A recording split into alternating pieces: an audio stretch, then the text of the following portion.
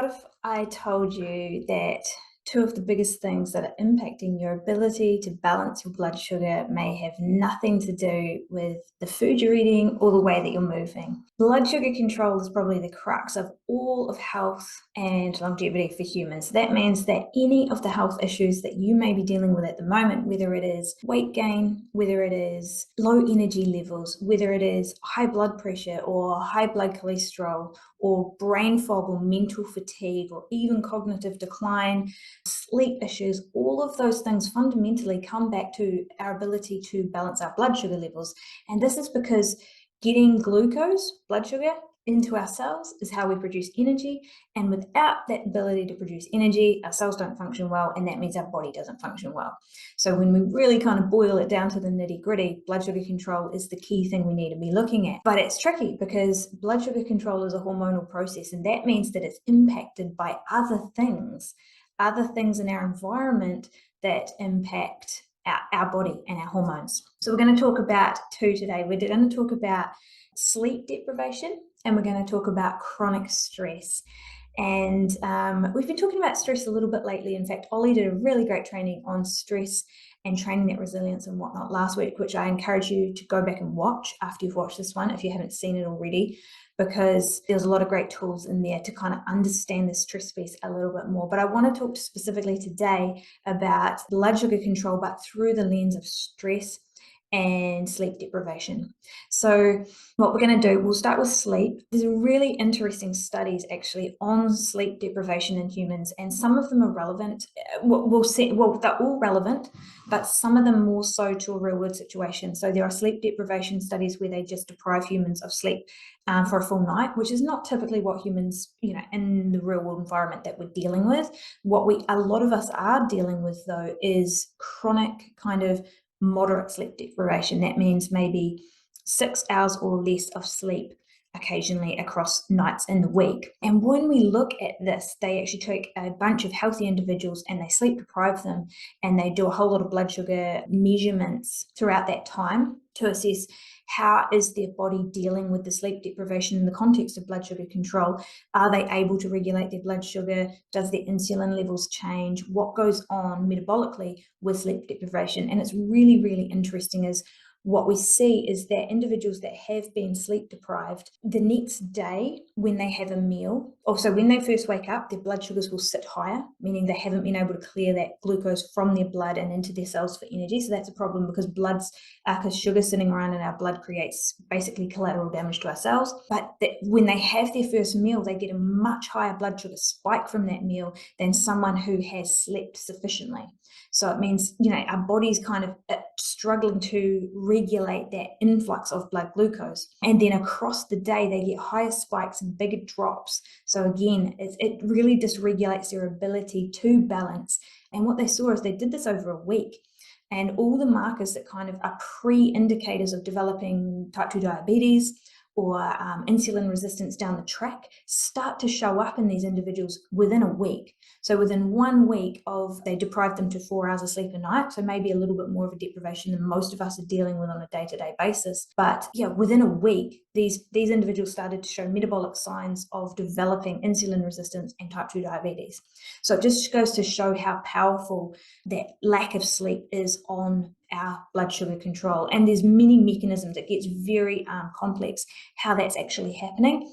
But just to know that that's the impact that's having really brings our priority back to, blood sugar dysregulation is a symptom of a deeper issue, and the deeper issue may actually be the lack of sleep in the first place.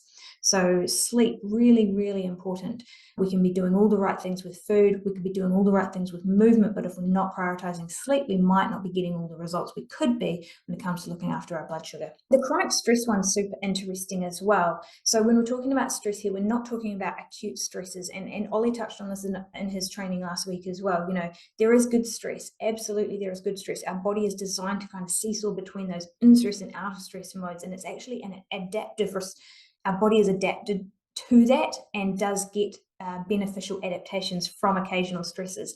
The problem really lies in the chronic stresses. So this is when we're sort of sitting in that slightly heightened stress response all the time and never dipping back out of it. And it's been a bit of a recurring theme in a lot of client discussions that I've had recently, and a lot of discussions that I've just had with people in my own world.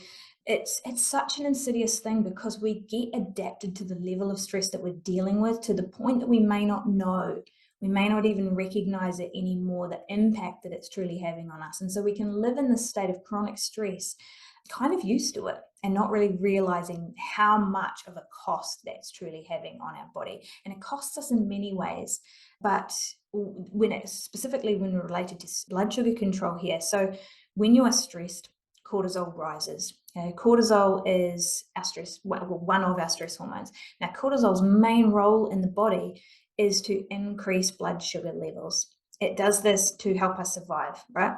So it's in direct opposition to insulin, which is the hormone that helps us get glucose out of our blood and into our cells. So when we're stressed, our body is constantly elevating glucose up, right? So we've already got a problem there for our glucose levels. But it does this to the extent that it will seek out opportunities to raise glucose from all sorts of places. So it can actually break down muscle mass, it can break down our muscles, it may even dig into proteins and whatnot in our digestive system, in our veins, in our skin, it will take what it needs in order to do what it is supposed to be doing and holding the blood sugar up. And so what we see with chronic stress over time, and I've seen this pattern occur in humans, is they will slowly lose muscle mass despite eating exactly the same, losing muscle mass and gaining visceral fat, because that chronically elevated blood sugar leads to fat accumulation, even though maybe the cortisol was just doing its thing as an adaptive response. So we see this loss of muscle mass and an increase in belly fat over time, nothing to do with food, nothing to do with training, purely to do with the stress response on the body. So we really have to be paying attention to the impact that cortisol has on our ability to balance blood sugars as well. Now, this over a long term obviously creates some fairly significant issues, but in the short term, it's really noticeable as well. If you want a continuous glucose monitor and notice your blood sugar changes going into a stressful situation, you really see how impactful this is on our body day to day.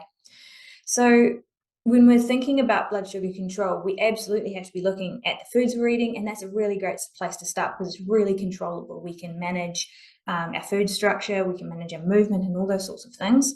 But we also really, if we want to get all the goodness that's on the table, all the benefit that there is to be had there, and looking at diet and lifestyle, we need to be looking at sleep and we need to be looking at stress levels as well. And these are a little bit more tricky, because sometimes sleep issues can be really long-term and quite ingrained. So they take a little bit of patience, they take a little bit of persistence to unravel. But a couple of things we can look at here to start paying attention to sleep is creating an environment where we can really sleep well. So this is looking at this actual sleep environment, so our room where we're sleeping, and also the routines with which we go to bed. So first thing I would do is, rather than focusing on bedtime, focus on wake time. What time are you getting up in the morning? Can you make that regular? Getting up at the same time in the morning and get outside and get some sunlight. That morning light really helps to reestablish circadian rhythms and circadian flow, and it can help you then wind down easier at the end of the night. So it's not about going to bed, it's about how are you waking up.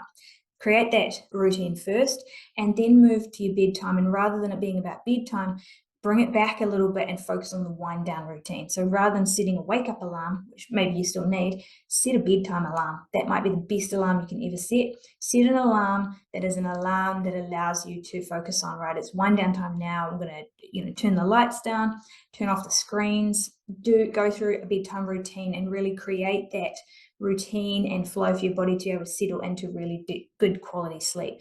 Focus on having a really dark room with minimal, no flashing lights and all those sorts of things. And a cool room as well. Don't sleep too hot. That really mucks up your sleep quality. Your body needs to be able to kind of drop its internal temperature down a little bit to sleep really well, and to get that quality of sleep. And the sleep deprivation, the studies looked at depriving people to 4 hours in a chunk, but it could be even if you're going to bed, say at 10 o'clock and waking up at 6 o'clock in the morning, within that time frame, you might be having just a broken sleep, that you're not getting quality of sleep. So you may in effect have some deprivation going on there, even if you're sleeping for a longer amount of time. So quality is really, really important as well. And then looking at the stress piece. So stress is a funny one, because a lot of times we can't control the stresses that we're going to be exposed to. But the one thing we can control is the moments we bring in to counteract those stresses. So stress is on a level, it's a threshold, and constant stresses wears us down. But if we counteract those with moments, we can actually create something that is stronger all along. And my analogy here for this, because you guys know I love an analogy, is bread dough. If you take a lump of dough that you're going to turn into a loaf of bread, and you know we've got to knead it, right, to stretch the gluten proteins. Well, if you just pull it, what's going to happen? It's going to rip. The proteins aren't going to get stronger. They're just going to rip apart. However, because that's just a stress that's just applied consistently, and you end up breaking something. And humans are the same. Consistently applied stress is just going to end up breaking something.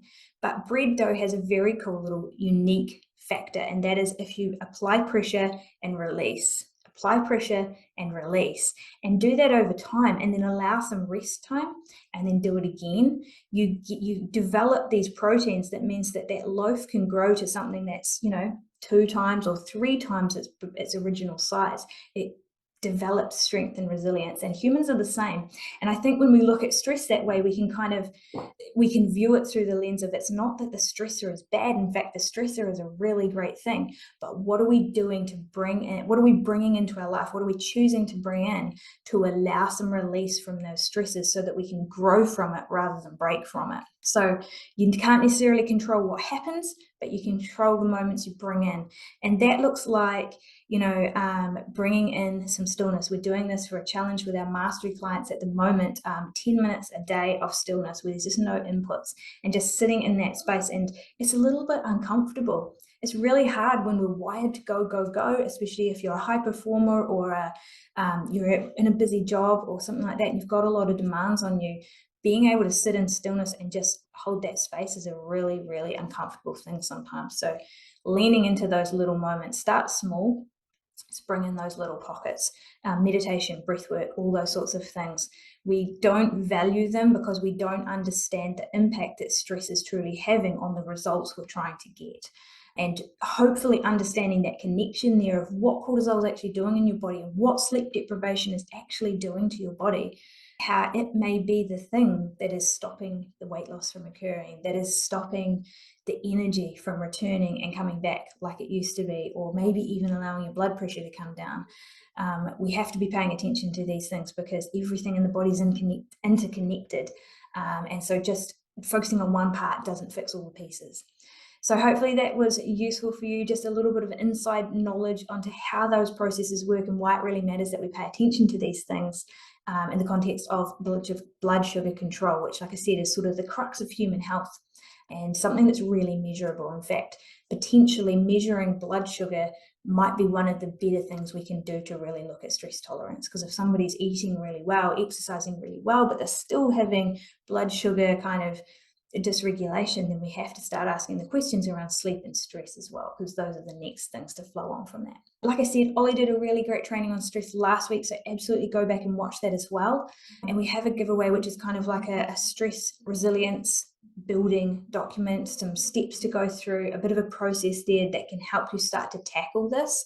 Because it is an interesting one that we need to work through, and some tools to help get on that ball, get rolling with that, can be really, really helpful. So I've got that for you if you'd like. Just comment stress down below. We can get that sent out to you, and you can start working through that process and just see how much of an impact it has on all of those other pieces of health that we might not necessarily have thought linked straight into stress. So enjoy the rest of your day, guys. Have a good one, and I will see you next time.